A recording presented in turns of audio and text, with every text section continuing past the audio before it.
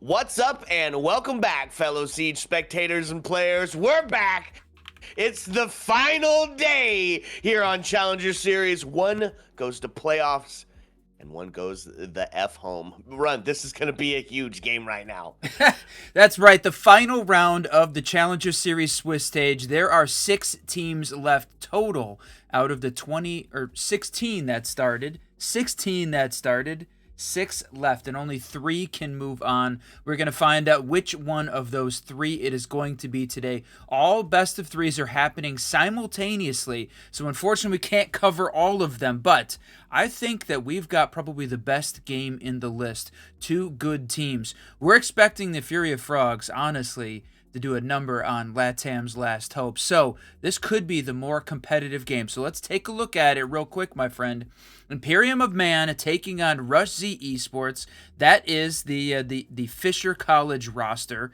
LATAM's Last Hope taking on Fury of Frogs, and then our game, Arial Arise versus Outlast. This is a matchup of all time. We casted these 2 teams back in 2023 under wildly different rosters. Was a part of the Outlast Classic series, my friend, but it's time for them to do battle one more time. What a callback all the way back, my friend. Well, let's take a look at it. You said we've seen these teams before. The matchup that has happened, who's sitting on them? These are familiar names for anybody that's watched the Double Shot or been a part of the T3, T2 scene at all in the last couple of years. Ion, Cirques, Butcherville, and Spiff. And then, of course, on the other side of it, this is the team that we watched earlier in Rio, Candle, Twist, Frozen, and Taisi. Dude, and actually, this is kind of crazy. Arial Arise has been part of the roster mania over the last couple weeks with a couple of huge notable names. I mean, Iconic is listed as part of this roster. He's not playing today, but he could honestly have been a part of this. And then, I mean, just Cirques joining this roster right at the last minute, leaving Team Sesh after what was sort of a crazy ending to their open qualifier. And then on the other side, Outlast also has letters. Lou is listed as a sub for that roster too. A little bit of roster mania going on. When you had to finally settle down to the 10 guys that are going to do battle today in the best of 3, this is who it is. And speaking of the best of 3, my friend, let's figure out where we're going. Okay, the battleground. It's a best of 3. This is not a sprint towards the end. And if you're taking a look at it, a couple of them off the board quite early here, right? Fortress, unfortunately, not going to see it. And it got played yesterday, Run. It got played on the other channel. I just want to let you know. So it did happen in Challenger Series. They freaking did it. They just didn't do it on our channel. NightHaven Labs, Consulate, and should fate deem it necessary, we could see a map 3 for Chalet. Honestly, I feel like we could get to that point. This is a set of rosters that could make it all the way to the end. But before we get there, my friend, it's time to play NightHaven. Okay, NightHaven has been fun for Challenger Series, right? It was kind of in that same vein as the last time that we ran Challenger Series back. Featured frequently and incredibly aggressive, right? And for the attack or defensive stat line, it was really which part of your team is more coordinated, right? All of a sudden, if you have got good communication, if you are having some excellent team plays, attack on NightHaven can very much go in your favor. And AO, Uprise, thank you so much for the gifted subs. We appreciate you being here. That's a /OL. I think we know who he's rooting for, chat. That's right, one of the OGs of Outlast, one of the founding members of that org, and they had a great run through OCE, looking to make their name in Pro League PL over on the other side of the world, but brought the roster back to NA to try and close out Challenger Series, my friend. They got one more opportunity to do that. Outlast. Yeah, that is kind of what it feels like at this point, my friend. So yeah, Arial. Now, this is the question. Can they hold their own against this latest iteration of this Outlast roster? And we said it. This is going to be probably the best matchup that we've seen. So, Fury of Frogs, I know there was a lot of guys that wanted to see that roster for sure today. I think they're just going to be so good against that LATAM roster that we're going to be done watching Siege in 45 minutes.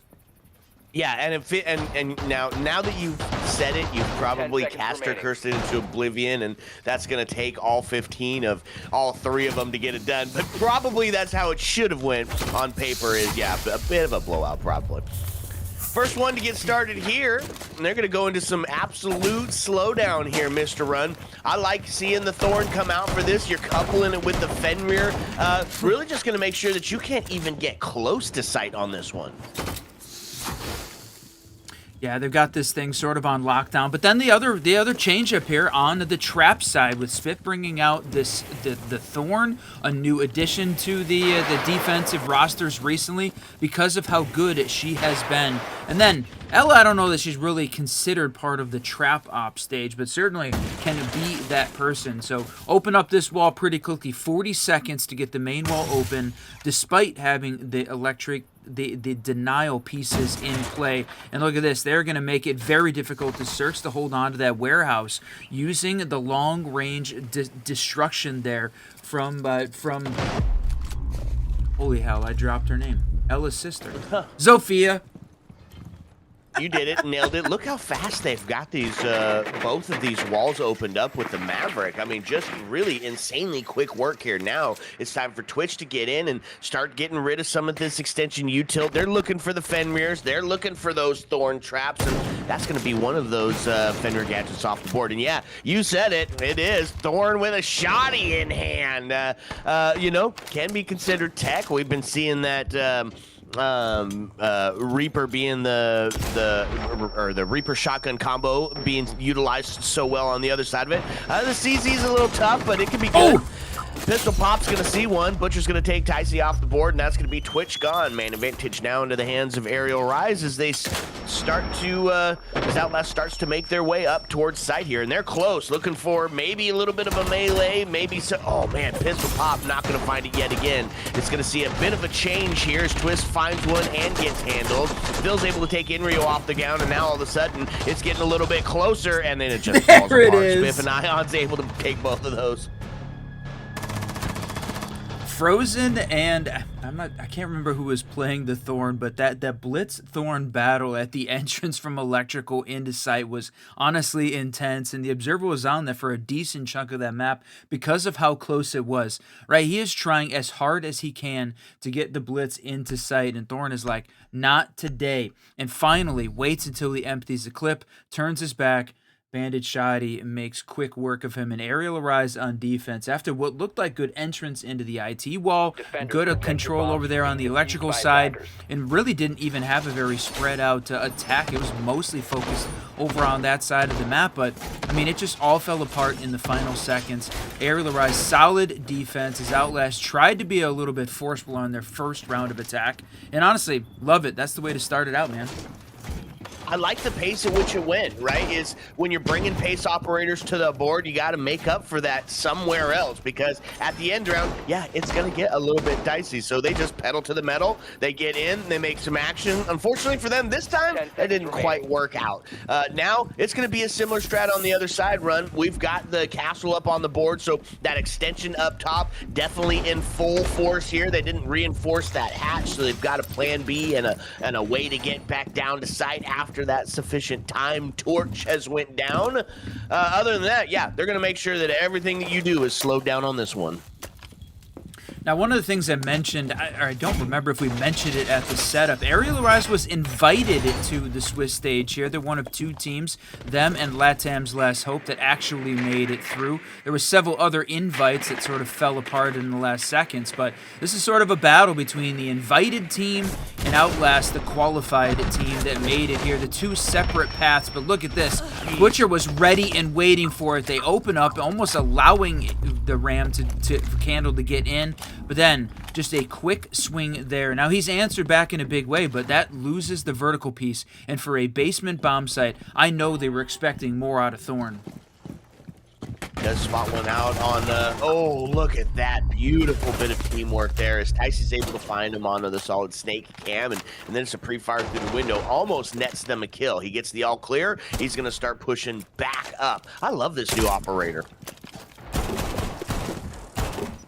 He's really been the combination of both of the F2 and the way that he's able to walk around and not only tell where the players are, but what direction they're looking. I think we haven't quite like fully grasped how important that's going to be. And as the players get used to utilizing that piece of utility, I think he is going to be probably banned out more often than we see him played. Yeah, something you didn't get to see since you were casting the matches yesterday, but not only did Fortress get played on, I believe it was Zexstream, but also there was a Solid Snake ban already, right? Some teams started to figure out how important that gadget is going to be and didn't want to utilize it. Yeah, he's already seen his first ban in the comp scene. Well, there it is, man. I thought it might take a little bit longer, but that's already recognizing that, yeah, for sure, the ability to see where the player is looking, I think, is probably a little outsized impact. Speaking of outsized there, Twist, the taking down Vil, continuing to run the DMRs. We may have changed up some of the meta, but they continue to be such an important part of it. And Ticey says it, man, nice shot. Thing is, Spiff has answered back twice now to get this thing a little bit closer. I thought for sure that this was an Outlast, significant lead at this point, but Era Rise has made it close at this point, and now taking to the man advantage in a 3v2 with that final 20 seconds. Yeah, absolutely beautiful on the extension. They're finally going to take Spiff off the board, and that's going to be equalized on the number count. Now the problem run is, I believe, Diffuser is down in sight. 10 seconds left. You've got a little bit of vertical, and it's going to be a huge push to get back over there. He's got to win this first swing. Oh, he didn't. He just picked it up and left. He's in a position. The cross is set. Might be able to stick this thing run. C4 goes out. They take a shot, and Swiss is going to take him, and it's going to be a post-play scenario. No. Now Wow. we're going to do a 1v1. All of a sudden, Ion's Twist, both on a low health situation as they go to fight this one out. You have to have 7 seconds on the board to be able to do this. And he's going to try to go for a bit of a long arm here from the safety of behind the barricade. This could be huge. Looking for a little bit of a bait here, hoping he might just swing in instead. Nah, he just goes up and he gets absolutely wrecked. Dang it. Man, had a chance to do something, made the push-up, couldn't quite get it done. But you know what, Run? You were right. It was an Outlast round. We find ourselves tied up on a 1-1. Man, crazy timing there at the end to be able to get the plant down. The C4 so close to taking out the planter, and he's able to swing and pick up that kill, but Twist was just ready. And again, the DMR devastating at long range, holding from behind the breach. It's one of those setups that we see frequently downstairs on the assembly side, is when you have got good control across to be able to hold the diffuser, whether it's on the Exo side or the other side of that the little pop out there in assembly. Works out so well when you've got that cross in play. And Bandit did a decent job of trying to work around it, but shut down in the final second. So basement goes to the attack, second floor goes to the defense. Now let's split the difference and play the middle. Storage control on the first floor. Here's the question, my friend. Who's going to pick this one up?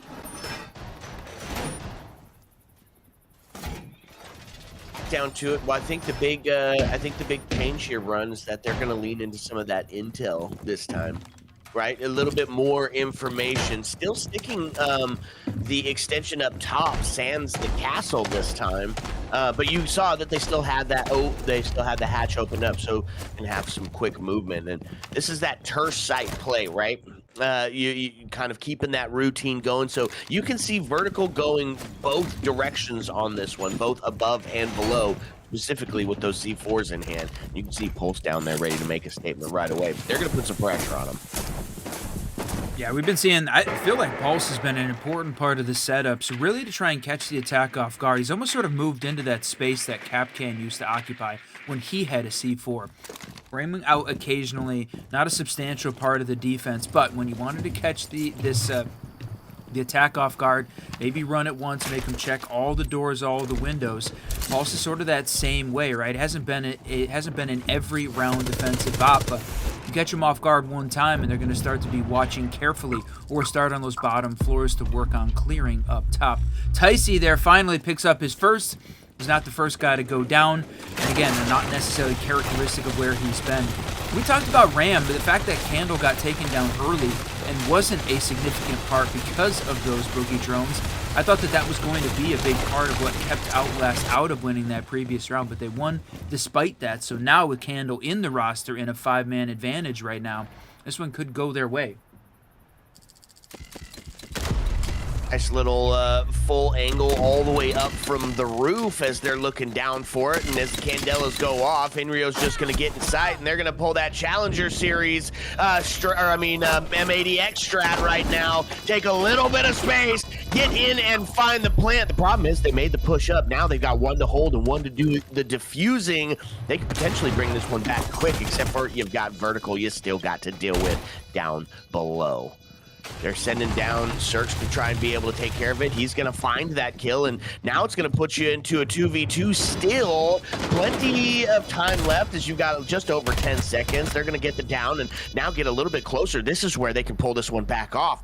You know, one to hold, one to set it, but it's all the way up on the top one, so and he can't even see the one to stop it. He's going to have to get in there and make the call, and I don't know. Oh, we got it! Oh, what a play! He gets down, but it doesn't even matter. He gets in, finds the kill, stops the plant with less than 7 seconds, and that's it. Outlast's gonna find 2. Again, a relatively quick attack setup here from Outlast. Is one of the things I was going to say at the onset here is that, in general, I think we're sort of looking at Arial Arise as maybe favoring a little bit more of the structure, Outlast favoring a little bit more of the aggression. And if this series turns into a lot of structured siege, I think that's going to be an Arial Arise likely having the edge. If it becomes chaotic and quick, that's where Outlast becomes dangerous. And the fact that we've seen 2 rounds like that here to start this thing off, to me says that Outlast came to be a little bit more dangerous. And when we had them onto the stream at the very first best of 3, as a part of this Swiss stage, they really struggled. This was a team that certainly was not the same as they played during the open qualifiers. Struggled at the beginning of this. They finally were able to find one, but found themselves in the final elimination match. So they have got a lot to prove here. And then Arial, as the invited team, feels that same way. So this is the question. We're going to see a little bit structured. We're going to continue to see Outlast become a little chaotic.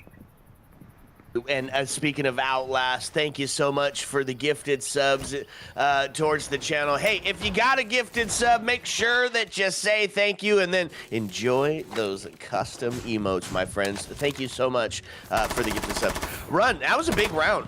Honestly, that was a huge round. It was something we saw a lot out of M80X when they ran their NightHaven attack, right? And it's simple. It's take a little bit of space up top like the Ram did, right? Force them out of that engagement, and then just get somebody in there to make the plant. You've got vertical both ways held, makes it dang near impossible to get that brought back, and they did, right? Arial Rise made a good attempt at it, almost had it, almost stuck the defuse. But they couldn't. Outlast claimed around. Beautiful, honestly. Now here's the thing. Arial Arise here on the defense. Now they've had the option to see how all of the rounds are being played out. They've had a little bit of a look at how Outlast wants to approach some of these attacks. So now they've got a little bit of insight into it. And the thing is, they've had a little bit of a change up here. Still sticking the Mav here to work on opening up the IT wall, and then Twitch for sure an important part of the attacking setup. So how do you work around that space? Well, Spiff changing on to the Clash I think was a great call in this case.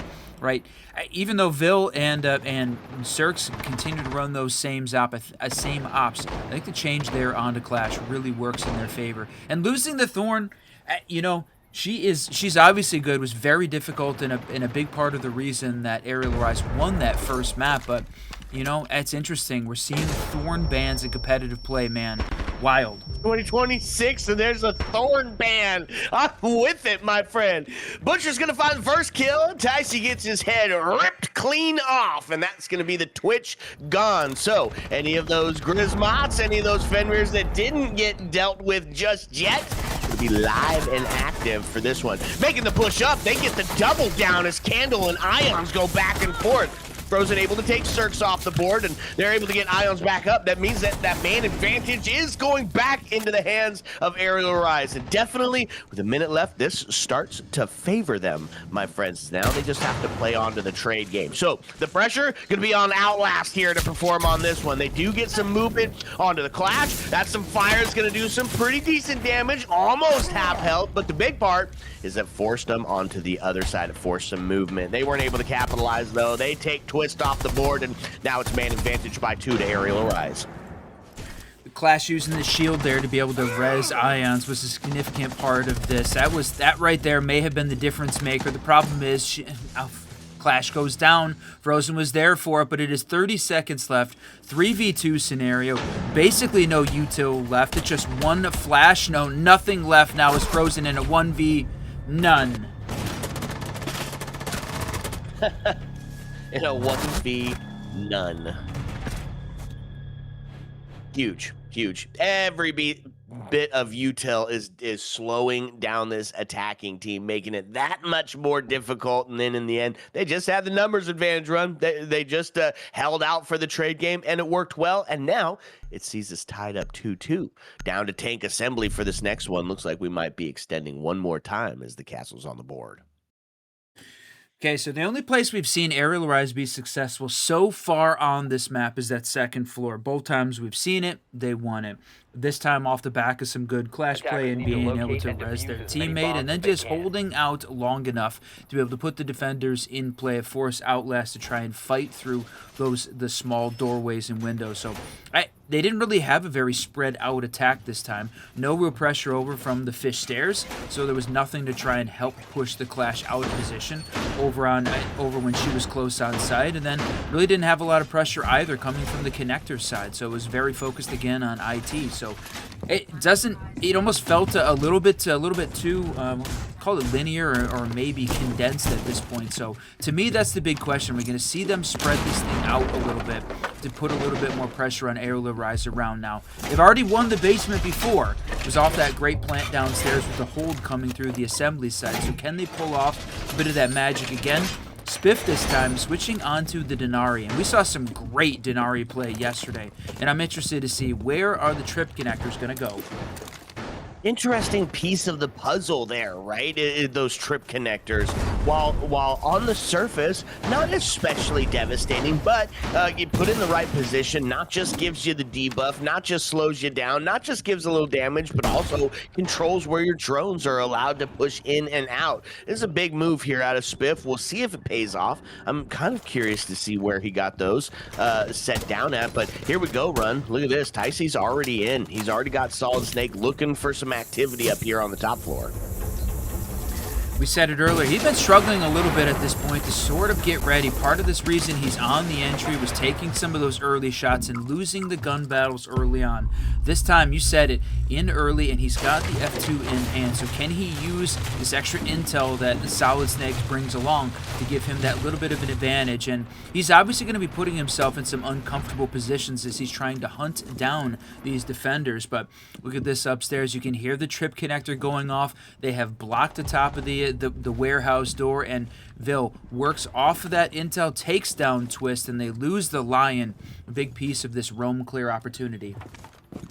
Yeah, not just big piece, but also the frag leader. Twist goes down, and that feels like part of the win con has been met. But there it is, Candle fighting back, fire with fire. Spiff gonna take Tycee off the board, so main advantage still into the hands currently of Arial Rise. And all of this going on up here on the top floor. Oh my lord, he is so close on the slow movement away from there. He didn't even run, he just was like, you know, let's just go ahead and move on out. Inrio's able to take Butcher down. That's going to be the equalizer, and now they can start to put some pressure towards site.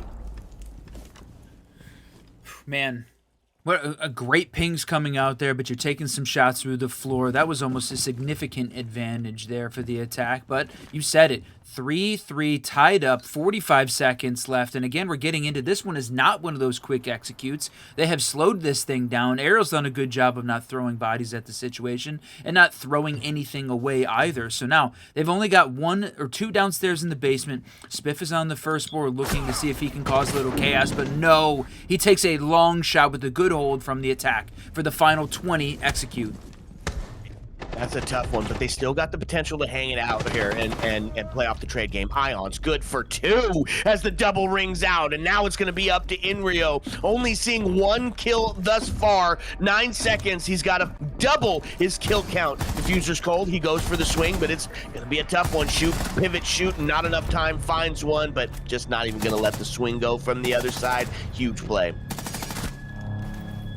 It was good. It was a good hold downstairs, and Trigo discipline coming out there from the Arial Arise defense in the basement. They did not need to swing in Rio in that final few seconds. They had 2 players. You could have tried to play off that, but with how little time they had left, there was no reason to try and push that engagement. Let Ions be the fall guy, the bait into it, and then win the round at the end of the day. And Arial Rise pulls it off. And that time they win in the basement, so the second round curse is done, so now they've been able to find success on the primary and secondary sites.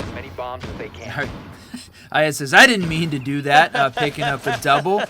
Yeah, I mean, sitting at 5-3, but Butcher 6-4 right now, tied the server there with Twist. So gonna see Ticey get activated here. He's the guy that we're looking for on this attack to start to get to increase his contribution. I love this strat that's coming out, right? Ion saying it was a complete accident. You were seeing the same thing with Rush Team on Twitter. You know, it was there's no way we're gonna win. You know, even just getting a kill, it's honored to be mentioned. You know, just the no way we're supposed to win this strat has been working out incredibly well, and it looks like Ion's trying to feed into that one too. The mental game, such an important part of this, but look at that. Interesting setup. I mean, using the trip connectors there for sure. There is no way you get through that as a player without trying to clear. With 4 of them in play, I mean, you'd have to burn a ton of time in util there with the with either explosives or a Twitch drone. In this case, they didn't bring along the Twitch. Almost a little bit surprising here for them to work on clearing out this utility. They may think that maybe it's a little bit easier, but Observer, appreciate you showing us that Clash went for, I don't know, was that, it had to have been the run out, not not during the reinforcement process, right? Well, I mean, honestly, Run, I don't know. I can't call how we lost that Clash so early. Canadian wouldn't have died there. Oh, jeez. Oh, he's so funny. Okay, Ions, yeah, that's true. He might. Wow. Wow. Potentially. Who knows? I told you, it's the strat, bro. Look at this. I love this setup here too, where the trip connectors are just high enough that the Butcher is able to sort of prone underneath them, but is absolutely going to block you if you're trying to crouch your way through this. And with a pair of players in the game's area, maybe he's going to catch one, and he does it! Oh, but Candle was ready for it and takes down 2 with a triple. Man, Candle is on fire. Yeah, I see what you did there.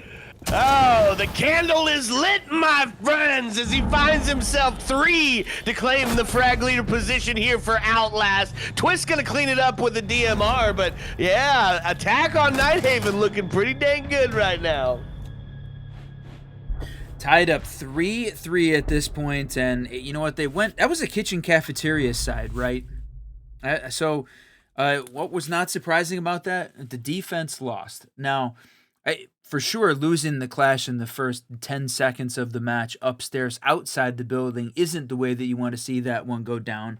Sort of felt like it was a bit of a troll on the game side with the trip connector setup. They did manage to pull it off, but obviously Candle picking up a triple, a little bit of individual heroics there from the Outlast side, sends them forward into the 3-3 split. So we are in map 1 of the best of 3 between these 2 teams, so still plenty of Siege left to be played. But if you said this map normally defensive sided, it's leaning a little attacker now as we balanced it out even 50-50. 3-3 kind of been the name of this Swiss stage, right? We've been seeing a lot of those completely divided down the middle equal halves.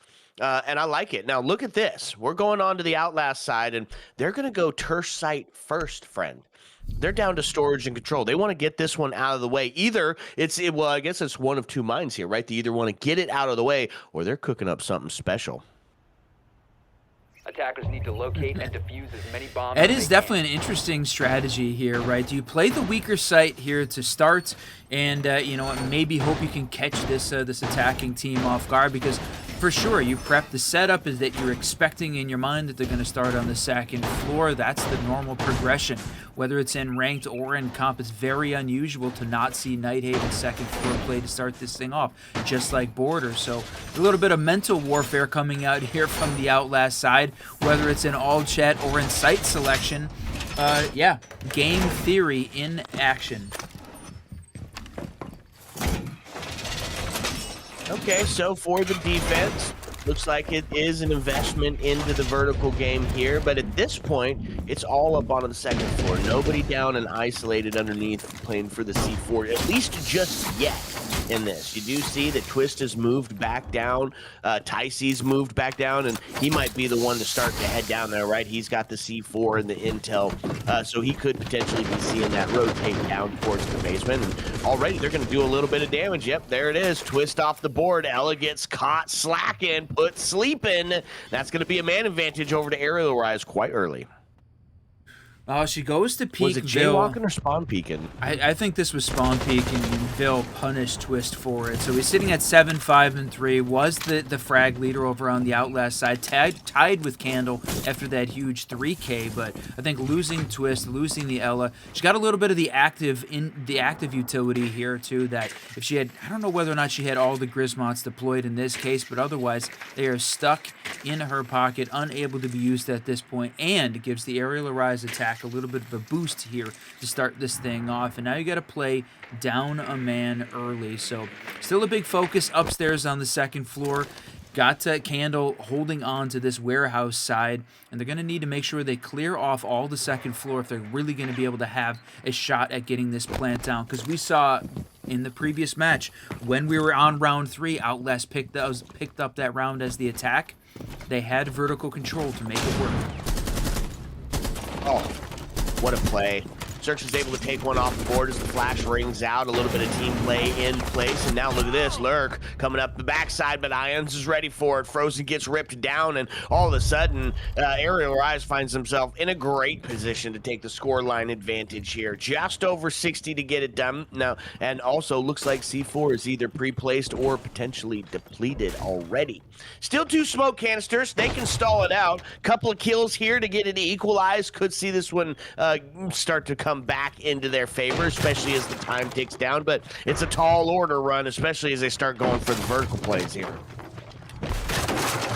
Said it in chat, Ticey Ace incoming. I hope that he's the guy, but it's not going to happen. You know, I should have waited 2 seconds for him to take the engagement before saying it, but in Rio, hey, we're on a delay, man. This happened 2 minutes ago in the past, but look at this. They have locked in. Is he going to get one? Triple? No way, it's going to be an in Rio Ace coming out, and he down Zerks! In Rio, still has the canisters. The quad feed rings out. A huge rotate around. He's got an SMG-11 in hand. The plant is starting to go down, all up to Ions to hold on to this one. 9 seconds. It's going to be allowed to stick. Shotgun. Look at it. Pull it off. Ions able to pull the clutch out. Oh, my Lord. Sheesh. Benji, dang autocorrect. I meant in Rio. Oh, no. Tragic loss there. I thought Inrio had that, and he waited just a second too long. Pros don't fake. I don't know if he was expecting that that Ace was going to hop up off that defuse and maybe try and catch it in a timed win, but he sticks that, takes the shotgun play, and unfortunately the AK pre-fires around the corner, and Inrio loses that battle. But damn, it was close.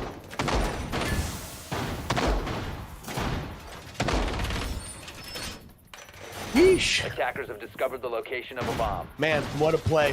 Almost brought that one back into contention. Arial Rise, Ions able to find the clutch play there, and they get it done on the attacker side. So it was a hero or zero moment for going down to control storage. At this point, did not work out in the defense's favor. They're going to be playing this one from behind.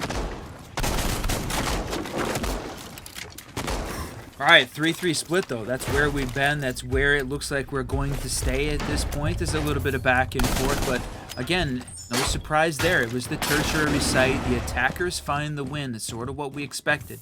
So now Outlast goes back. And it got honestly so close. But off of the individual heroics there from Arial was what kept it so close.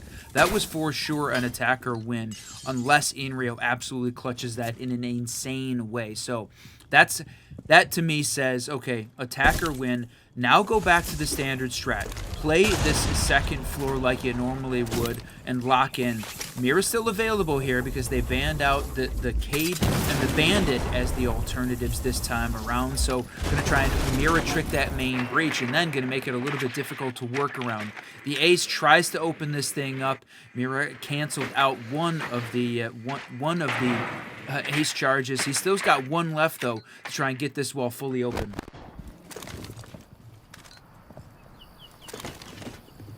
You got a little bit of the cheese on the board. The Ying Glass. They've got a couple of parts of this opened up, but Clash is here to shut them down. Lots of stall out game here by the defense. In fact, every member making sure that whatever you're trying to do, it's going to be a little bit slower. Candela is going to ring out on both sides. A little bit of misdirection.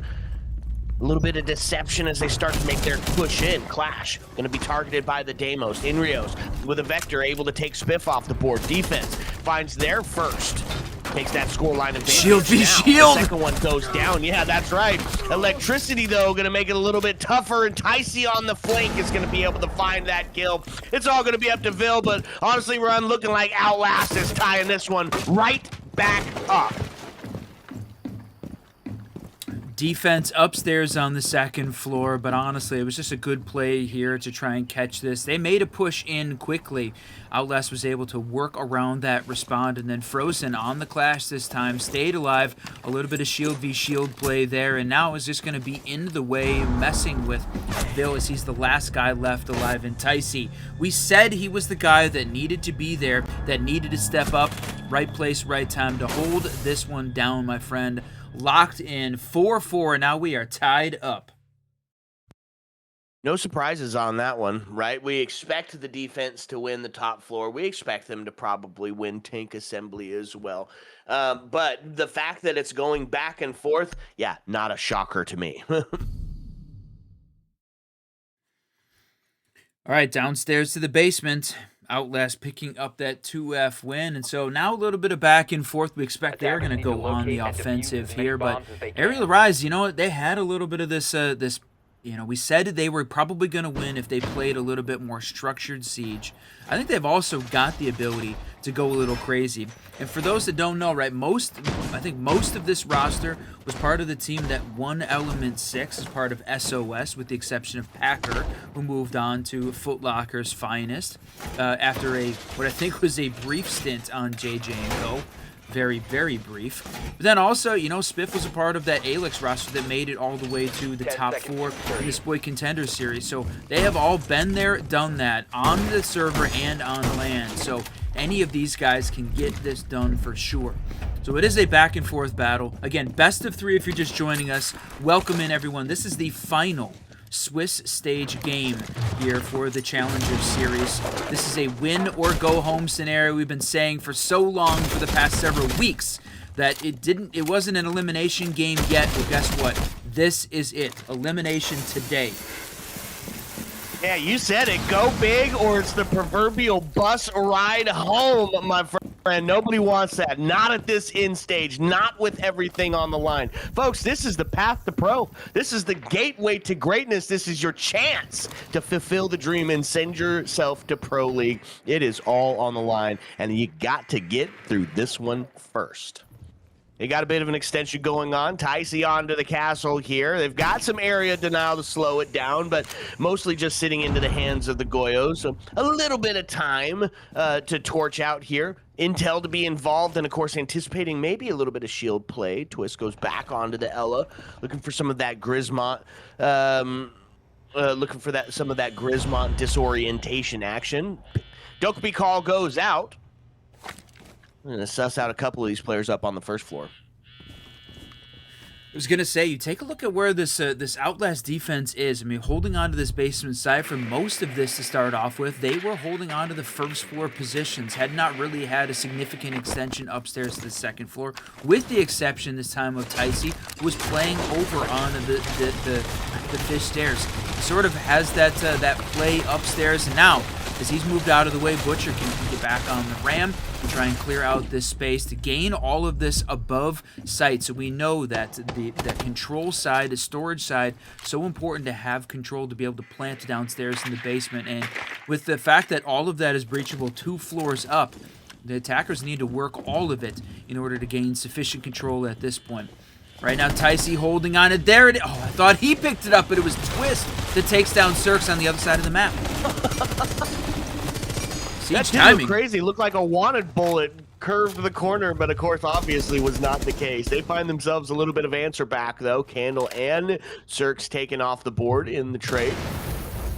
Sees us four tied up here as they're starting to make their way in, but they've still got some work to do, right? They've got some defenders, quite a few defenders left alive, and we haven't made it quite down into a spot to get that plant going yet. Now, Ions did make it into Animus. The diffuser is hand, so gonna rely on some of this potential vertical take back up top to get the plant going. Flashes start going out. Now, 15 seconds run. We're definitely at the time torch portion. Butcher goes down. Man advantage into the hands of the defense now, as they just have to hold on for the next 8 seconds. Ions able to take Ticey down with the headshot that rings out. Oh, that C4 there. Frozen gets taken off the board, and that's going to see the diffuser go cold.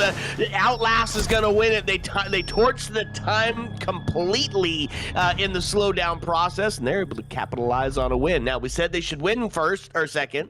They should win the basement. So by all rights now, Arial Rise, they should be able to tie this one back up.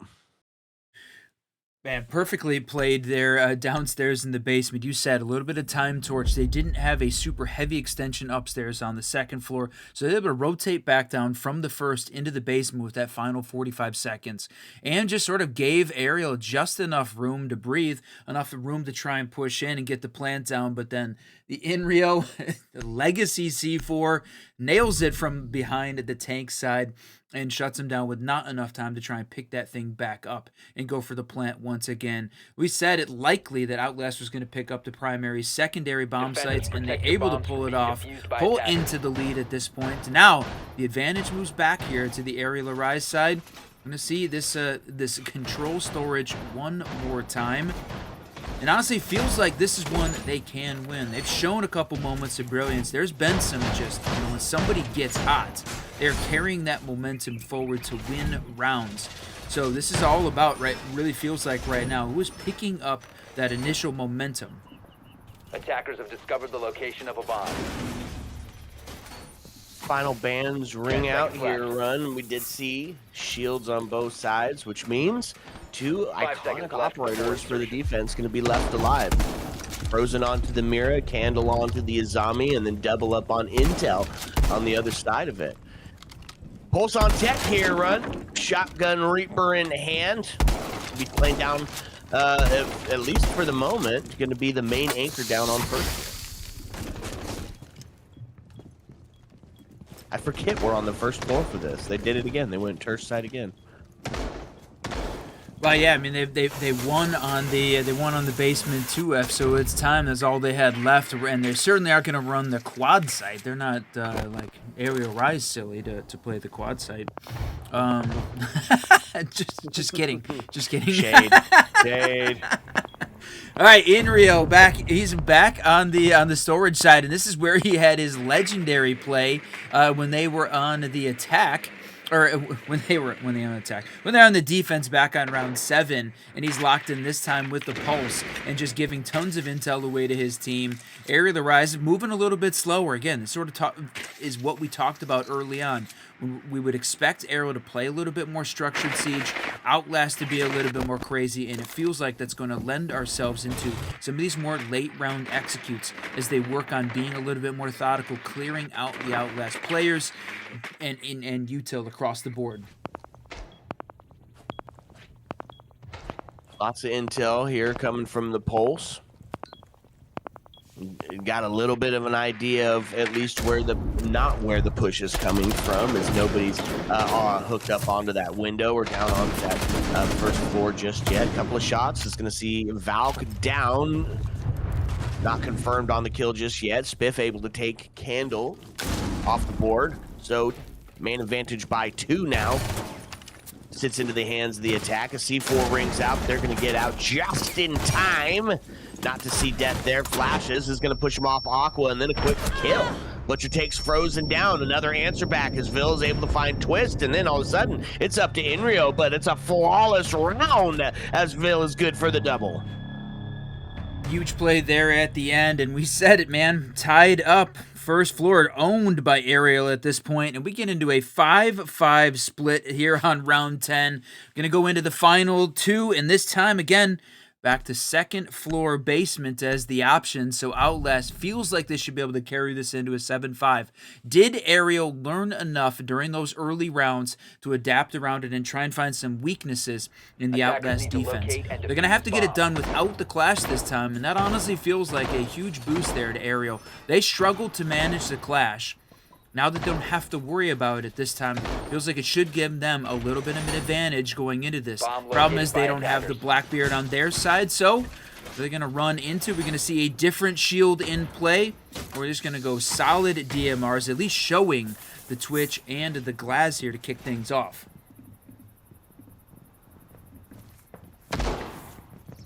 Big round ties us back up. We said that it should have probably went that way. History is decided that it's going to be a back and forth banger. Now here's the problem, Run. They've got upstairs and down to win. They won it last time. It looks dynamic, dramatic, so potentially Outlast looking at a 7-5 here. It's going to put the pressure onto Arial Rise to perform. They've got to win this one. First 30 seconds of the round gone at this point, and is the question, how quickly are they going to be playing? And this time we saw the ace charge open up this wall, and Mira burned one of the C4s early to try and prevent that during the previous round when we saw this back on round 8. She's not going to do it this time and keep the C4 in pocket. They only have a pair of them this time around. I think want to hold on to it for some of that late round push. Inrio obviously very good with the C4, a big part of the reason they won downstairs in the basement. So you hold on to that for hopefully a little bit more impact than just denying a piece of the hard breach util there from the ace. I think that's a good call. Same, yeah. Okay, feels like this might have been a the longest that we've seen no actual death occur between these two teams yet, right? We've got 1:45, and it feels a little bit more methodical out of both sides, right? No quick aggression, no quick taking of space. It's get your intel, make sure it's good, double check it twice like Santa's list here, Fred, and then go in and start into that execute. You can hear the Candelas going off. Quick push in. Candle gets taken off the board. That intel now paying off. What a swing! Spiff able to take one. All of a sudden, grenade goes out and it forces some movement, but Twist and Frozen both able to find one. Equalized up onto the number counts here. Cirx goes down as the gas forces some movement back. Ions onto Frozen as we find ourselves yet again tied back up into 2-2. Shots towards Biller. Going to miss just yet. He's hanging down on the prone position. Ion's able to take Twist, and that's going to see Ions go down. So yet again run into a 1v1. The Deimos ping. No way! Vil finds it. Ticey goes down. Huge play. Wow, the Deimos ping at the end. Normally, that is a place that we would see the Deimos lose that battle. He gives away a little bit of intel on his position, with the defense able to swing that before he's really able to be ready, because he has to use the Vendetta in this case. But man, Vil was just absolutely locked in. Arial picks up a win on the second floor. The loss of the clash appears to have been a significant factor there for Outlast. And honestly, the fact that Arial played that a little bit more aggressive, we saw most of the action happening in that second minute of gameplay, rather than waiting a little bit until the end of the round. And so they felt a little bit more confident coming into this. And obviously, winning a couple of the gun battles that were 50-50 there certainly helped them out. But Arial Arise winning upstairs and putting themselves on match point. It is a best of 3, so this is only map 1. We have Consulate and Chalet left to be played, depending on the outcome here. But everyone wants to pick up round 1. This is Outlast map pick. They're the ones that wanted to start off here on NightHaven, so for sure the pressure is on that team. Ooh-wee, okay. It was a good adaptation, honestly. Right? Outlast had won the top floor the last time they played it, claiming their 2 in a row, top floor and basement. And so what did it take? It took slowing it down. It took double checking your intel, and then that first kill, right? Taking Candle off the board at the top of the catwalk just opened up the floodgates for everybody to start moving. The boxes were checked, the bingo call was made, and Arial Rise came away with the victory, and now a match point scenario. On to Outlast, side this one back up, but history says that should happen, right? OT feels almost inevitable between these two teams, and that would be great to see that to start on map number 1. Be the question. Arial Rise feels like they're on a bit of a heater at this point. That's 2 in a row here on rounds 10 and 11. If anybody's got a little bit of momentum right now, it's this team. Outlast doing, again, significantly better than we saw out of them the last time that they were on the stream here, and they put up some good numbers. Now they need to hold on to the defense side. A big piece of this is going to be the vertical game. We saw Arial sort of switch up roles. Sirix is on the ram here to try and open up some of the vertical pieces. That's really the only one. I think the other highlight pick for me is Vil on the Dokkaebi here to try and give away a little bit of this intel. But look at this, just piled on to Twist to try and gain control of Fishstairs. And that is a huge boost for this team. They are 4v2 and not even half the round gone. Yeah, plenty of time for this attack team to work, and they've got intel galore now. Deimos ping goes out. Dokkaebi's able, or Valkyrie's able to get themselves onto a mute jammer to at least stop his location being given away. And Ion's going to take a few shots, and they're going to try it again here. The Deimos ping. Valkyrie again back onto the mute jammer, so not going to be sussed out on where exactly that they're sitting. Dak just has to take their time, do it like they played onto the second round there, or second floor site. Is just get your drones in, take a look. This is their round to win. Outlast the pressure. They have 2 C4s. They can stop some planting distance from along. That's going to be a tough one. And they've got locations on where the last is sitting as the grenade rings out as well. Plant's starting to go down, and Spiff's able to take Inrio off the board.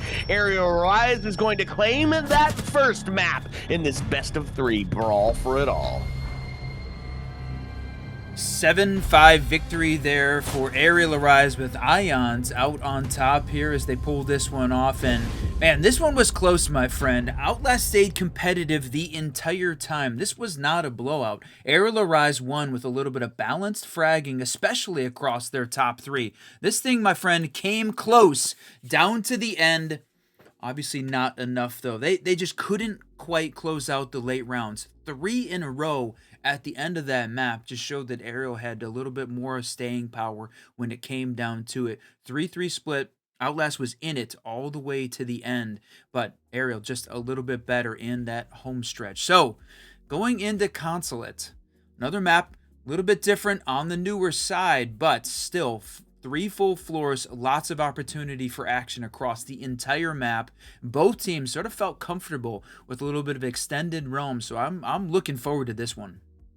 Yeah, I think bans might get a little spicy on this one run. Potentially, maybe a little bit of targeting starting to happen. Definitely some cheese ops to potentially go down. We saw the Ying be a big part of the gameplay. We saw the Glaz be a big part of the game. Grim as well. So, yeah, Consulate, man, it has all the makings to be incredibly spicy, and it is literally do or die time for Outlast. It all happens here on the Siege Double Shot, and we're going to bring you that map when we come back. Ayo. Let's go. We are going to go to map 2. What's up, and welcome back, fellow Siege spectators and players. Holy cow. What an ending to that first map over on Zek Stream. Oh, my Lord. From a 6-2, brought it back to bring themselves the win. Sheesh. Insane, brother. We had to hang on and watch the end of that. We're just we're going to be just a 2-3 minutes behind on our game because Ed is saying, watch it, man. J-Guns was so close to the end. Fury of Frogs was right there, but they said it. Going from a 6-2 deficit, LATAM had a huge end of that map. The good news is it is a best of 3. If you are a Fury of Frogs fan, the day is not done, my friends. Got a couple more maps to go. Same here. If you're a fan of Outlast. Outlast v. Arial Arise here. Map 2, Consulate, starts now.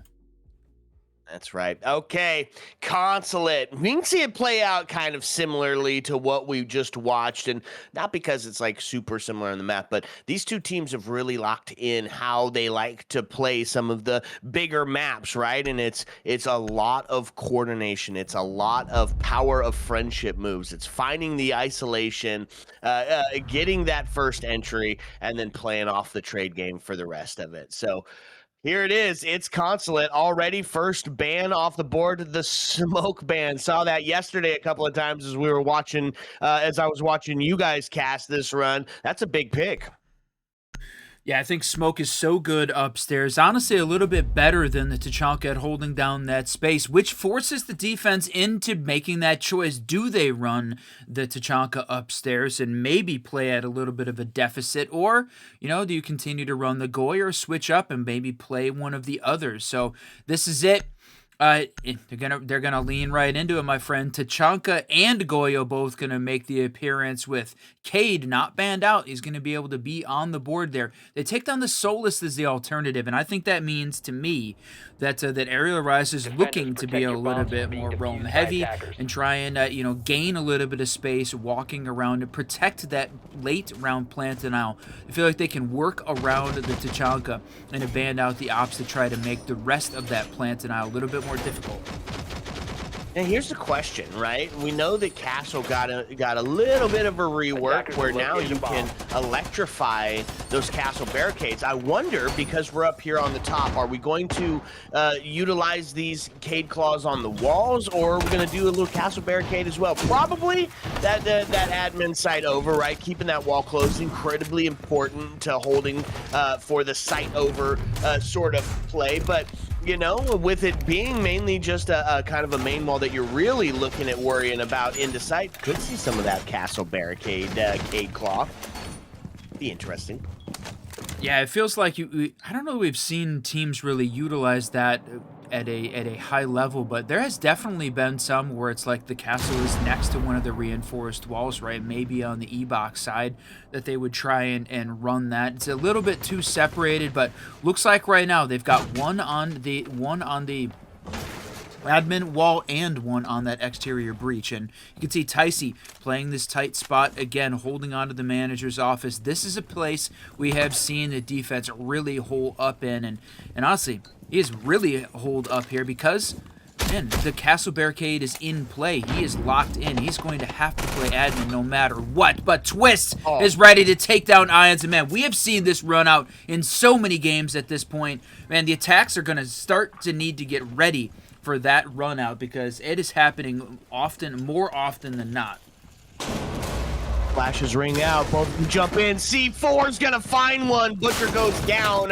That's 2 taken off the board, 1 on a run out, and they got the castle prepped. So he's able to get back into sight without any sort of damage. Phil goes down as the LMG from Tachanka is able to find one, and now it sends some fires and slow them the rest of the way down. Dire situation here for Arial Rise on round number 1. What a great start from the Outlast defense. You get a combination of a run-out play outside, a great C4 toss-in from Ticey, and a Tachanka LMG kill to start this thing off. You put Arial Rise in a 2v5 scenario with just Cirx and Spiff trying to keep this thing alive, and one is the Blackbeard, so they do at least have a little bit of the shield play. There he's going to go for one, but they can easily, I was going to say, pop that Goyle canister right behind him as he goes for the crouch player, but they don't even need to, as Castle is locked in and picks up a double off the back of it, and huge defensive win for Outlast to start. Pretty dramatic up top, and with the other bands that go through, we didn't really get to talk about it. It's a Solus ban on the other side for the defense. That's huge, right? We see Solus really being utilized all over the place, and either gun that you bring to the table, whether it's that devastating P90 or the shotgun, it has a dramatic effect when there's so much soft breach, and Consulate has that. So honestly, what a huge ban, not just targeted, but also good for the play. They're going to take it down to the first floor for the next one. Outlast kind of leaning into that first floor methodology, not necessarily declaring it a tertiary, but up to a primary or a secondary. By attackers. Happy and I talked about this yesterday because we got to see Consulate twice, and the same sort of thing happened where it almost feels like the basement is maybe moving out of favor, and we're seeing more teams move into that first floor piano as potentially that secondary site. We only saw the split site one time, so that is solidly in the quad position, but in two different maps we're seeing them choose this that first floor site as the alternative for a secondary, now today the third. So it does feel like, again, we're getting to see the meta shift a little bit here in real time during the Challenger series. I love that. This is why you watch Amateur Siege. This is where the new stuff comes from. Again, we're seeing Outlast here going to try that very same thing. They did a bit of a run out, weren't able to find anything off of it, and then barricaded up top, so a dedicated investment into the top floor play. And it makes sense, right, Run? Is if you're going to be playing that top floor anyways, just like you would say it on like Cafe, right? If you're going to be playing 3F anyways, why not make it to have a site or have the site down below so you have that extra layer of defense that you got to get through? Honestly, I love it. I'm here for it. It's just going to be Time Torch City. They've got a couple people up there. It's the four. All of them, everybody's up onto the second floor. There is nobody down on the first floor currently. No anchor. Full retake strat. Yeah, holding on to the second floor. That's 100% the way to play this out if you're on the defensive side. Arial has to clear this space. There's no way you're going to be able to get a plant down. Too much breachable floor upstairs to be able to try and catch it, even if you were going to plant off the back of the shield in this case. He may be able to get one down, but I don't think he's going to be able to survive. And look at this. They're going to use the shield to try and block the Dokkaebi who's planting behind it. He's able to find one, maybe two. No, he goes for a shot, and that is the plant that goes down. Butcher with the SMG-12, though, clears it out. And Ticey coming alive here, 2-0 to start this thing, but it is in now a post-plant scenario. Yeah, they find Twist off the board as the L85 from Ions rings out, now into a 4-2, and does answer again as Ticey's on to the double kill. Knows he's going to have some pressure over here. Finds Sledge off the board. Candle's able to take down Ions, now into a 2-1. Just under 10 seconds to get this plant started in the 1v2. 3 seconds now. This one is all but dusted, and Run, this exact scenario, that reason right there. What just happened is the reason that Solus was taken off the board early. Not enough time to react to where the plant's going down. They stick it, and it's an easy one. Man, I love that. I love that play from Arial Arise. You're thinking, said it just seconds before that the plant goes down, that Arial had Outlast had a great strat holding onto the second floor to try and deny the plant. The difference was they used the Blackbeard shield to block the planter from behind in the corner. They had that absolutely dialed in, locked in, stratted out, and man, made it look good, made it look easy almost, which is certainly a bit of a surprising play. If Blackbeard goes down in that first vertical engagement, right, we're saying Arial is crazy for trying to go a quick plant when the defense has full second floor control at this point. But they didn't. They managed to work this and find a way to just completely, I don't know, catch this defense off guard. Arial came ready to play Consulate, and we said this was their map pick. So Outlast lost their map on NightHaven. They've come into Consulate, and Arial on attack was freaking ready for this. Now, said earlier that the split site was certainly the quad site in this case, and Outlast says, no, never mind. We're going to play it as the third.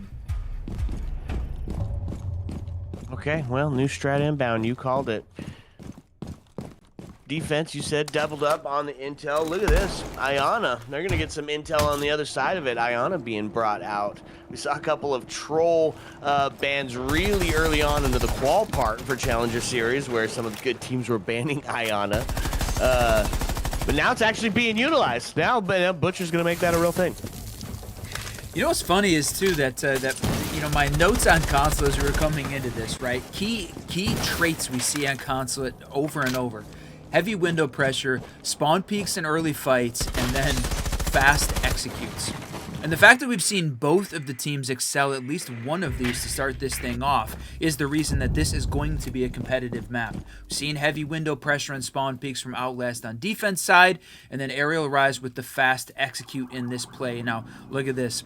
One of the things you got to worry about from those secret stairs, the drone hole kill. That is also the second time we've seen that in 2 days as well. The attackers need to be careful when we go for that play and Spiff get caught off guard with the drone hole kill. And now is just about half this round is gone now as they're starting to make their entry into the building.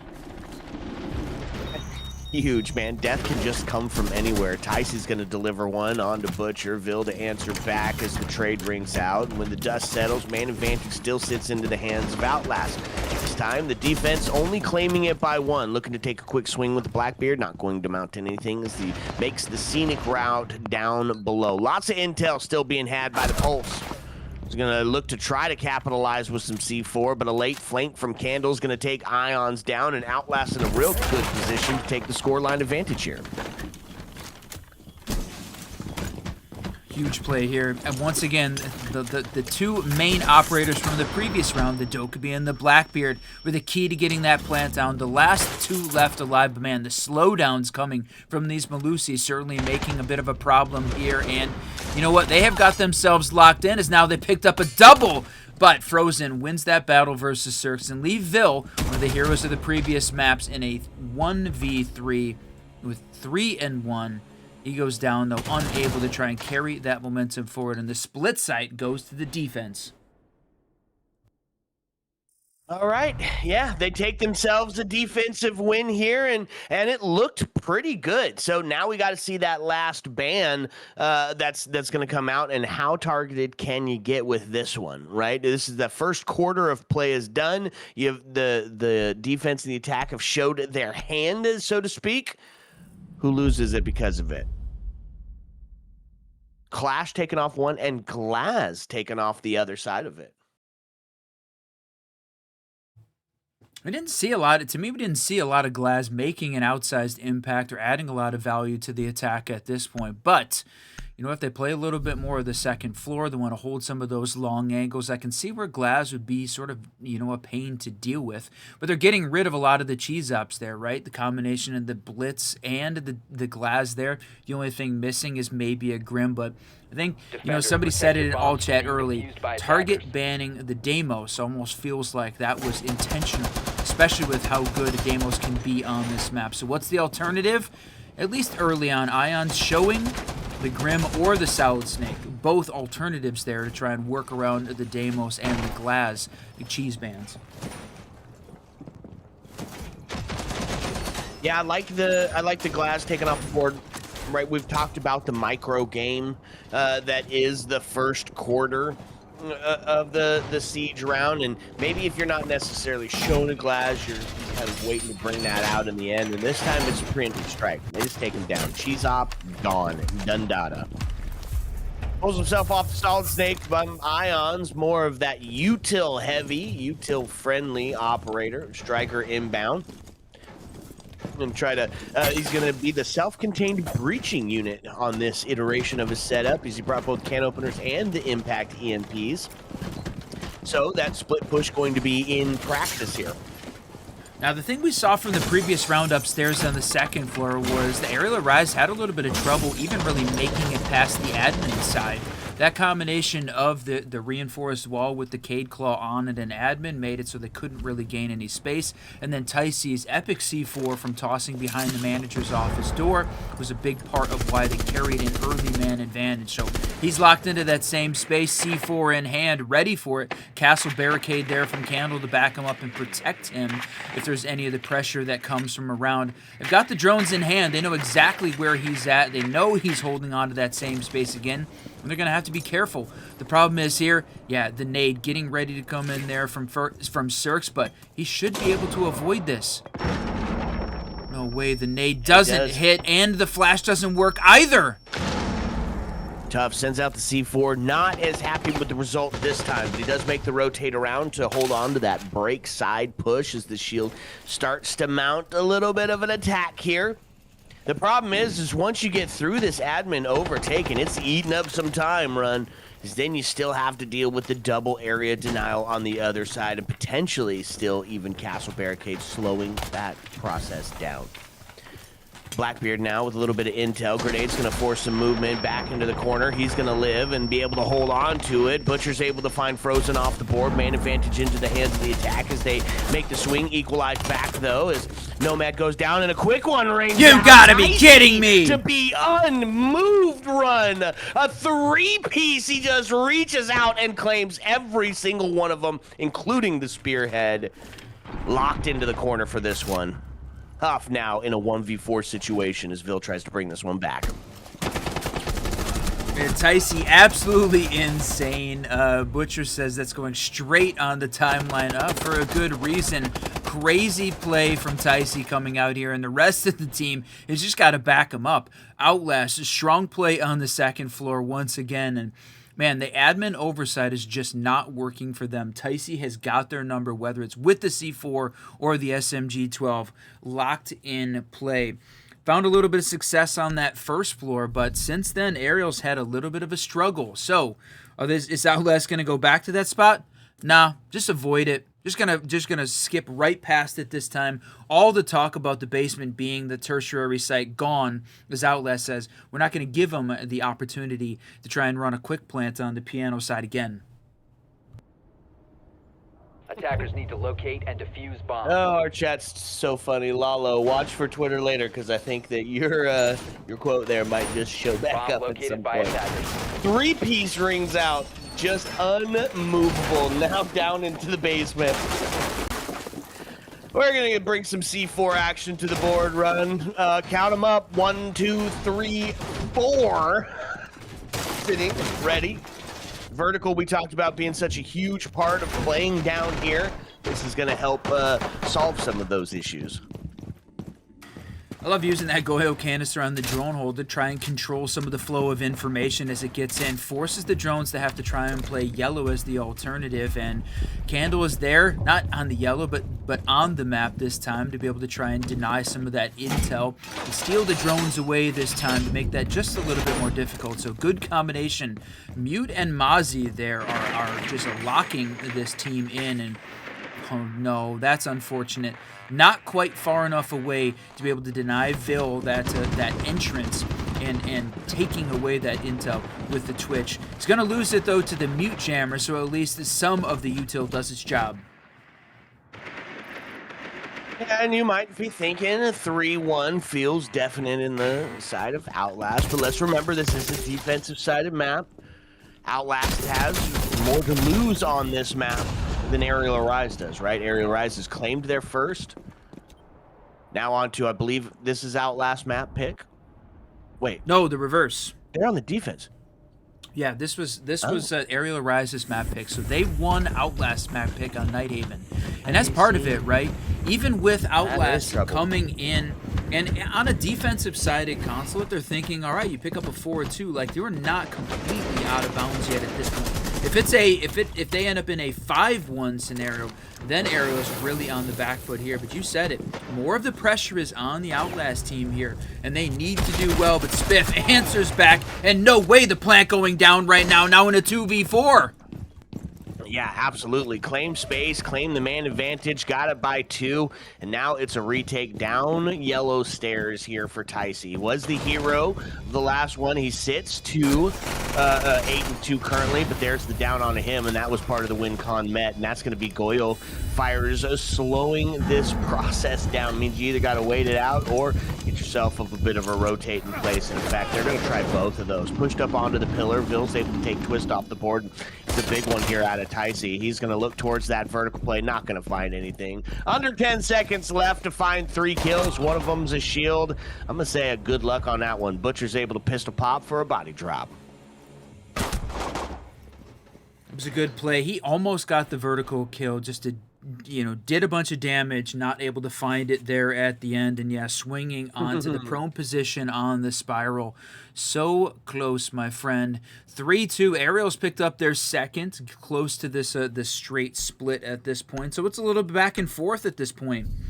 Outlast picked up the first round, Ariel the second. A little bit of Outlast dominance in the middle of this thing, but Ariel has come back. So I'm going to call it, my friend. Back and forth battle between these two, and we are going to see the split site one more time. That's got to be, I don't want to say it's the only time we've ever seen it on stream, because we cast so many games, it's difficult to say for sure that it's the only time, but this might be the only time I remember without looking up the stat sheet to see the split site played twice in one half. You know what it feels like, Run, on the mentals. We've been talking about the mentals of Challenger series, and how it's been a little bit different this go around than we saw in the first series, right? The first Challenger series was very epic and do or die, and you have to win, or your dreams are shattered and it's all over. And on this one, we're seeing a little bit of a switch up, right? When you see the maps in ranked, and you're like, there's one that you really do want to play, and there's one that you really don't want to play, and you try to reverse psychology Siege and say, oh, I don't want to play Chalet, I hate that map, hoping, praying that you're going to get it. That's what I feel like's going on here. Ion saying, I'm not supposed to win these. The last map was a career map, and Butcher's in there saying, I don't even want to win, bro. Feels like we're trying to reverse psychology of this thing, and it's close to tying us back up here. You know what? And all it takes is a couple quick shots, a couple good hits, and to be able to turn this thing around. Now, Arial holding on to that drone hole spot one more time. We saw a kill on in the previous round. This time, the attack is going to be a little bit more careful and not fall for that. And work on the vertical piece. They are coming second floor to work this top-down clear. But still, we're a minute into this game, and right now, the entire attack is still outside the building. They are definitely moving significantly slower this time around. C4 rings out the window, but spotted out. Not able to find it just yet, and that's going to be the solid snake gadget going off as you hear a little bit of confirmation that you're being looked at and tracked. Still holding on to the top of Spiral. Know they got somebody close, and here it is again. Solid Snake going to be looking for it. He's got a bit of an alert, and there it is, pushed back from that Spiral position. Now you can make the call out to the teammate. Hey, take a swing. Again, this moving slow. We're talking about 5v5 here with a minute 20 left in this round. That's finally the first kill, and it's unfortunate that Cirx is the guy to go down with that shield. But Spiff and Butcher answer back, taking down Ticey, the hero of some previous rounds, and leaving Frozen Candle and Inrio as the last 3 left alive. What a turn of events in 20 seconds.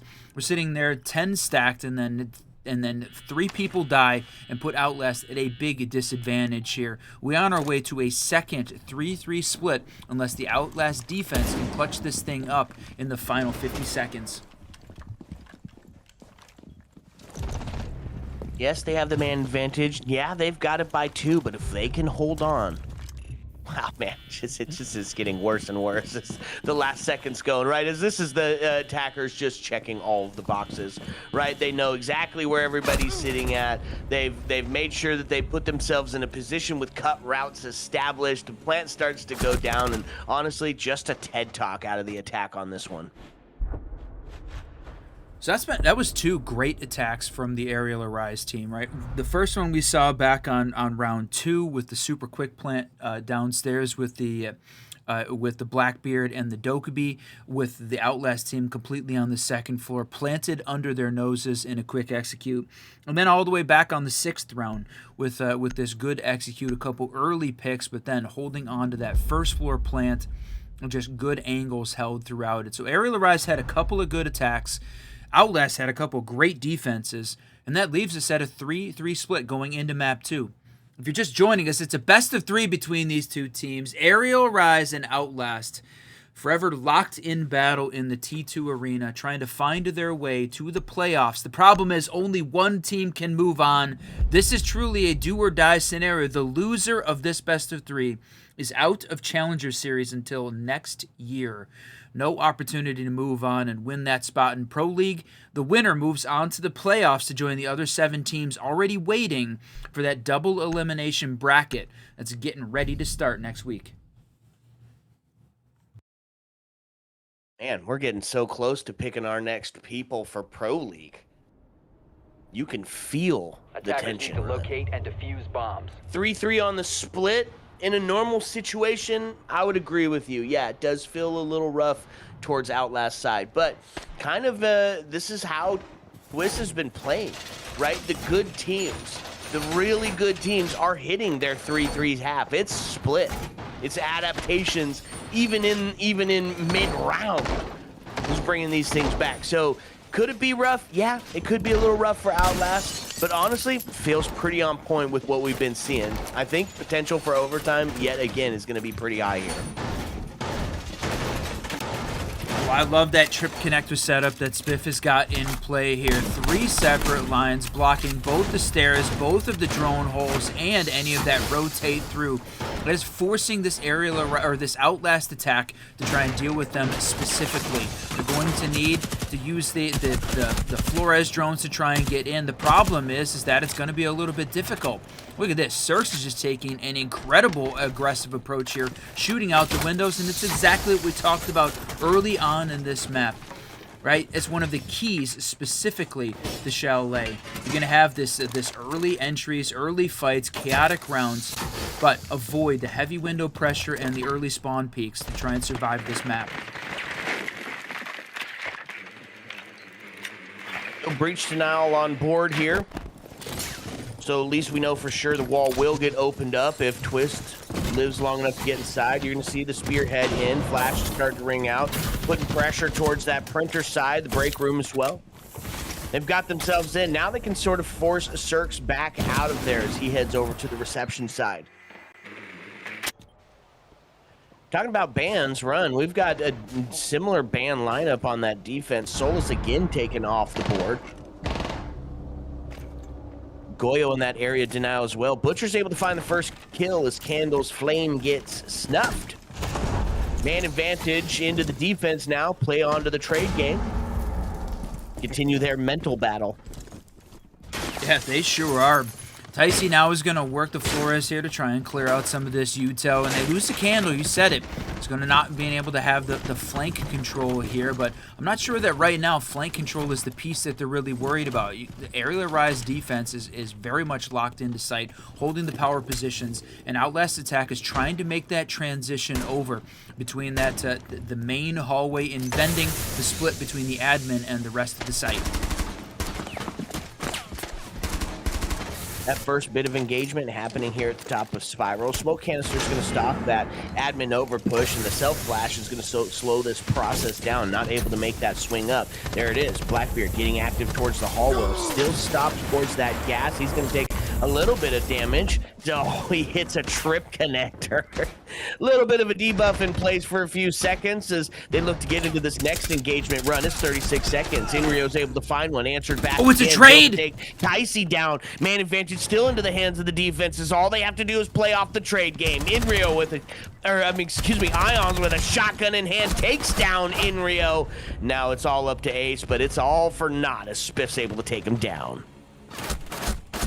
That's a little bit of unfortunate placement there for Twist at the end of that. Arial was ready. He's taking the fight on the main side door, trying to go for default there with Ions with the shotgun battle, but didn't realize that he had a pixel peak angle from deep in sight through a pair of walls to be able to catch him off guard as he reloads. So certainly not expecting to lose that battle. I think he had coverage from the rest of the site, so that's unfortunate as he goes to try and retake that battle versus Ions, and potentially could have won it, but would have been still in a man-down position. So Arial on defense picks up the second floor. Again, not unexpected, as that's really the primary. We have seen the defense be very successful on the second floor.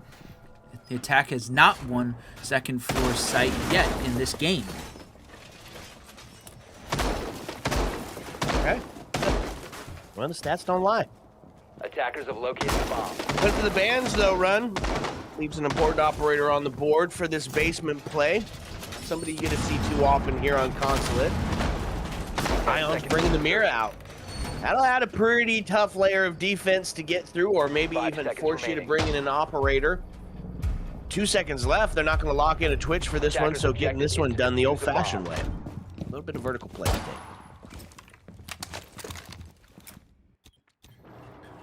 First 10 seconds done as they're working the default cam up outside, just seeing if they can get a little bit of a read on where the attack is coming from. They're going to open up the main window to the default plant pretty quickly, and going to get a little bit of intel as the defense is moving around downstairs. You can hear the elements go off concussed. They've basically given up all of the admin side control and are taking a little bit of a wait and see approach over on the console office side. Jeez, man, that was my brain locked A up. lot of casting these couple of weekends. Just locked up. Locked up, locked in, doubled down. We've got it, my friend. Frozen. Gonna send in a grenade. Spiff goes down in the process. That's a C4 remove. Push up. Oh my lord. Cirque's able to just rip Twist down. Holy whip Batman on Twist's side of things. Oh no! The TK! Not the TK! Not like this! A quick claim from Ions is gonna boost his KD to the even 500. We get equalized on the 3-3 now. That's tough. You have the man advantage in that situation should the TK not be there. Well, They we lose said this that. round. That's going to definitely be VOD reviewed. Well, and Ticey was the guy that they needed to get active, and he absolutely showed up in a huge way here on the second map. 10-6, and running the solid snake, and the fact that he has that intel to be able to try and make some of this play easier is, again, tragic loss here for the attacking team. And you know what? Sometimes that happens. So now the question is, what are they going to try and do? Open up more of this vertical space, put pressure on the Arial defense, and it's what they're doing, rotating up to take some of these shots. They need to get this hatch open. Arial is ready for it with the thermite. They do have a C4 in Ion's hands. They thought maybe he's in a little bit of a dangerous spot, but he holds on to the C4 for a little bit of a later round to execute. Maybe we get down to that 30 seconds or so, and you can see it's pre-placed on the ceiling, and it takes down Frozen. That's right. C4 blasting him sky high. Butcher able to take Candle off the board with a well-placed headshot. Up to Enrio now. He's got to contend with that mirror. It's what we talked about in the beginning of the round was going to be really difficult to deal with towards the late half. 25 seconds, 1v3. Starting to reclaim some of that top, or at least an attempt to. Butcher's there to shut that down, though. 360 into a headshot. Oh, no. Sheesh. The mental game actually might be playing a part here a little bit more than I think we were, talking about initially. Obviously, it's something that plays in, and we've been talking about the mental games and this game theory back and forth between the teams. But you know what?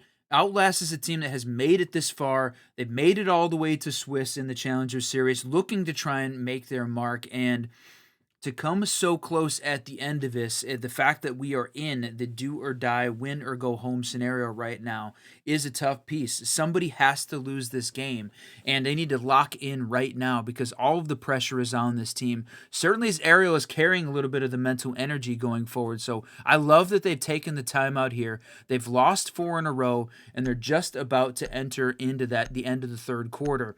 So take a pause, try and win, go into that ban phase, understanding what is helping Arial Arise pick up these defensive plays, and then counter it directly. Good call. You said mental game being huge. Well, we know it won Beast Coast a major, right? That was the big flex was remembering this is a game. You're having fun. You enjoy the people that you're playing with. Protect your bombs from being And, defused you by know, attackers. this is your spot to make it into the Pro League. You know, this is fun. So mental's playing a big part into it, I think, for sure. Arial Arise up by 2 on the precipice of a match point scenario, which means pressure on the Outlast side. Pressure to perform here. They do have the timeout, so hopefully the buff is in place to get them a little bit closer to tying this one back up. But as it gets closer and closer, the tension starts to get bigger and bigger. Lots of slowdown on the side of Arial Arise as they're bringing out the Thorn, Trip Connectors, the Banshees, Grismots. I'm going to try to do some time torching with a little bit of lethality involved. Yeah, I like this. I like this play there from Arial. I think it's a great combination of ops, and they're all sort of, a little bit of this active intel. The trip connectors, the Grismots, the thorn traps are things that they can sort of work around, change up the battle space in just a little bit. It's not the more static ways we see the reinforcements. The Melusi traps obviously very static in this case, but they've got some options to move around. They're planning on reacting to what Outlast is bringing, not just in general, but round by round, minute by minute at this point. And from the Outlast attack, all right, bringing out the shields. They brought along it's sort of a wide range of ops to try and deal with everything. Util clear, the spearheads, the flank control, and I think importantly, Candle on the Dokkaebi to try and identify where the defense is playing. Give them a little bit of this extra intel. This is what they need. Couple free fires back and forth, and just defense doing a great job of eating away some time, taking a couple of pop shots, not putting themselves in necessarily a position where they're gonna get killed by the engagement, but just providing a lot of ghost pressure. Bit of real pressure in place as well as he retakes back over vending. A couple of shots ring out, and they're gonna get back into the spot of the other side, and this is a good play, especially as Villa takes Candle off the board. That's a huge first one. Now starting to make that push over. Ville's good for a double as the C4 rings out, taking Frozen off of the board, unmoved up from up top. Ville again onto the triple kill. Cirx goes down, Spiff to find one as the ace is going to be denied to Ville. Ions gets taken down, and it's all up to Inrio here to bring this one back. He's got to be perfect for 3 with just over 60 to get it done. That was a crazy interaction upstairs. Vil absolutely going crazy. He swings at the top of the stairs, wins that battle, and then catches a C4 on top of it. Right place, right time, and well played by Vil. Honestly, any of these guys in the T2 arena could and potentially would win those battles, but everything was going his way right now. The Thorn Trap's so close to catching him, but he's able to dodge it this time and looking for the vertical. But that... Right now, Butcher just does not have to swing this. He can hang back, good trigger discipline. Inrio knows exactly somebody's up there watching, waiting through that piece. He's going to go for the plant, and Butcher only needs to wait just a second longer to try to put the pressure. Vil, 11 and 3, special goggles on. None of the flash is going to do any damage. Inrio is finally able to claim Butcher. He knew it. Won it. Yep, baited that one out. 10 seconds left. He's not going to have enough time to bait the other 2, though, unfortunately. It'd have to be a pretty direct engagement. Instead, he gets himself into the corner and starts going for the plant, and looks like he's going to be able to put it almost into a post-plant scenario before he gets swung, but they take him down, and it's a match point scenario for Arial Arise. All right, my friend. I know we looked at the scoreboard a little bit earlier, but we are talking about 6-3 match point, and it's not just match point, but match point, map point, series point, and right now, moving on to the playoffs in Challenger Series point. If they win this one round, they are moving on to the playoffs, and they are sending Outlast packing until next year for Challenger Series. Their opportunity to move into pro gone from this opportunity, this series. So this is obviously a huge one. All the pressure is on this team, but this Arial Arise team feels like they are locked in. And what a change of pace it's been. It honestly felt like much more of a back and forth battle on the previous map into the start of this one until we hit round 5. Since round 5, Arial has not lost the map. That is 5 solid in a row, including after a timeout there from Outlast. Now they move into the ban phase, and I love the fact that they took away the Warden from Vil. He was obviously crazy with that 4K at the end of that one, sitting at 12 kills right now, some individual heroics, but I think the Warden was just difficult for them to deal with at this point, so I think that was a great call, and right now, hiding the Maestro upstairs to see whether or not they can catch this Outlast attack off guard. It is a second floor site, and the problem with that is, my friend, we said it, we have not seen a second floor defense lose on this map from either team yet. I love when they hide the operators.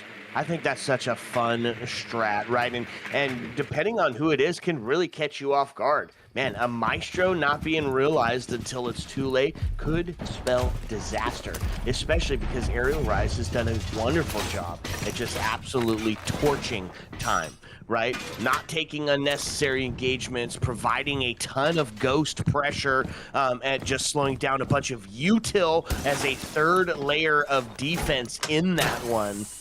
Now when you put a Maestro on top of it, double that up with Butcher onto the Valkyrie, and some stopping power that only the Architect Azami can bring in into the field here. Run, this is a defense that's locked in on the time torch, and they're going to try to do something about it on the other side of it. Ying and the Glass there. Let's go. We need to see this Outlast team absolutely get active right now. They have been taking too long and just giving Arial all the opportunity in the world. Twist, that's a huge pick there. Candle goes down, and now in a 4v4, they need to push this opportunity, push the advantage right now. Do not hang back and wait for the trigger discipline of Arial Rise to beat you. You've got a minute 59 left, and your Challenger Series hopes are on the line. It is match point. Canister goes out, only one left. They're looking to try to put some play onto that as Glass smoke rings out, and from the other side of it, you can also see Ticey getting active. He is the frag leader. He's going to be part of the hope. Twist goes down. Plant starts happening. Last smoke canister is off the board. Baited the last one. So now it's going to be reliant upon the Maestro cam, who of course has himself in a good position to deny that, and the C4 Valkyrie. And there it is. He's going to go to potentially try to stick this one, but he's just not going to have enough time. They're not going to be able enough to get this done. A little bit of a bait here, and he's just going to keep trying survive for it. He's got no 60 way. seconds, but there's no way he has enough time. He needs some help. We need a Flores gadget to get in there, a Rotero to get in there and take it. Able to answer back. Maestro's still alive. He's just going to have to hold on to this. He has 3 Roteros. C4 rings out. Doesn't matter, though. All up to Ticey now. He's been the hero. He has no health, and he has to try to bring this one back with 38 seconds. Diffuser is cold. Maestro cams were on, and Ions has a shotgun in hand. Close quarter combat king. The GGs ring out in the all chat. Outlast hopes denied. It's a bus ride home for these folks as Arial Rise makes it into the playoffs. Big GGs coming out there for the Arial Rise squad, with ending Vil 13-3-2 to close out the end of their Challenger Series run. Swiss stage, my friend. What a wild finish to this one. That was 6 rounds in a row for Arial Rise. Once they got going, they were unstoppable. Balanced fragging, strong executes, controlled late rounds. Even though Outlast had some moments of brilliance, they had some moments where they fragged out, they just could not close out rounds. Arial Rise was just the more polished team and won the mental battle across both of those maps, my friend. Yeah, absolutely. I think that was a big part of it, right? Is making sure that it's still jovial even when things aren't going your way, and it gets them a spot into the playoffs. Played better, had the better mentals, and just showed up today. It was a GG's, a valiant attempt from Outlast, right? They made it all the way to the end game. A great attempt, but in the end, just not quite enough. Man. Some star power too coming out from this Arial team. I know there was a lot of all chatting going on, but Vil 13-3 plus 10. He absolutely took over Consulate. That was his freaking map. Butcher 10-6 right there. He was the secondary guy. Got the chance to meet him in Philly. Appreciate him and the family watching. And what a day to do it, to come out on top on that map. Outlast put up a good fight, my friend, but man, those two guys just combined for 23 kills apiece. That is absolutely took over the map. It's over. No more Challenger series. Only one today. Break my heart. Break my heart. I know, my Ryan. friend. This is one that, we have been. Just a huge thank you to everybody that had been with us the entire time for Challenger Series. This is our second year in a row that we managed to cover all of the Challenger Series maps up until the playoffs. This is our 141st Blast cast as well. Basically every single play day since March of 2024, being able to catch all of the matches, and appreciate all the time that the viewers and the players spend here watching. We put in an awful lot of work to make sure that you get your games covered. We want to see the players for sure. If you've met us in person, we do this for you guys. So it's very much appreciated for you to be here and watching this. And man, Challenger Series, the fact that you earn your chance to make it into the pros is such a cool gift. I'm glad that we switched into the promotion relegation way into playoffs and into the pro league, my friend. Yeah, absolutely. It's just made everything more intimate. It's made the dreams real. The goals are there. And at the end of this one, because we have been such a big part of this thing, at the end of this Challenger Series, for sure, some of our friends going to make it into Pro League. And it's cool to watch that growth. It's cool to have been there to say, I remember back in 2022 when we cashed you in your blah, blah, blah, T4, blah, blah, and now you're up heading to that Pro League spot. It's just beautiful. This is a great circle of life. Is a great community, and we're just so happy to be such a big part of it with you guys, and we appreciate you being here for it.